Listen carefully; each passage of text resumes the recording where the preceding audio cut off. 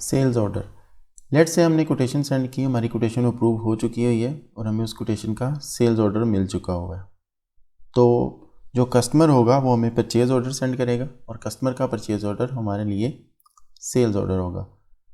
तो हम उसका डाटा यहाँ पे एंटर करेंगे और एक अपना सेल्स ऑर्डर बुक कर लेंगे विद आवर एस्टिमेटेड डेट कि हम कब उसको डिलीवर कर सकते हैं। क्विकली हम ये करते हैं कि जो हमने कोटेशन जो हमारी अप्रूव हो चुकी है, हम उसी कोटेशन को जाके बजाय इसके कि हम दोबारा से ये सारे फील्ड्स जाके सेल ऑर्डर में फ़िल करें, हम इसका सेल ऑर्डर क्रिएट कर लेते हैं क्योंकि ऑलरेडी हम ये डाटा फिल कर चुके हुए हैं। I will click create sales order, estimates have been copied to the sales order.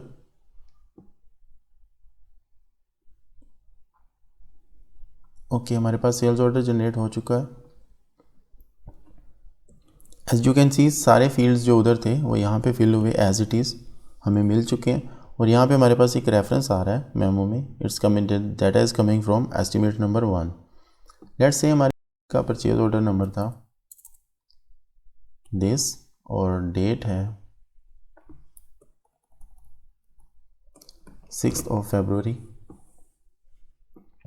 Ship to, अगर आपने कोई और इसकी साइड पे डिलीवर करना है, क्योंकि हमने अभी कोई शिप टू एड्रेस क्रिएट नहीं किए थे, अगर आपका बिलिंग एड्रेस और शिपिंग एड्रेस डिफरेंट है तो आप यहाँ पे शिप टू एड्रेस भी डाल सकते हैं।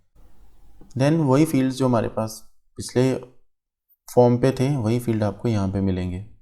हम इसको सेव करते हैं और हमारा एक सेल्स ऑर्डर बुक हो चुका हुआ है।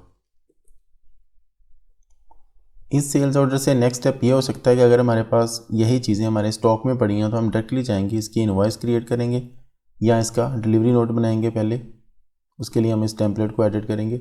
अदरवाइज़ हमारे पास अगर ये स्टॉक में नहीं है तो हम इसका परचेज़ ऑर्डर क्रिएट करेंगे और सप्लायर को भेजेंगे। यहाँ पे हमारे पास क्योंकि ये स्टॉक में नहीं है and we will be moving with purchase order.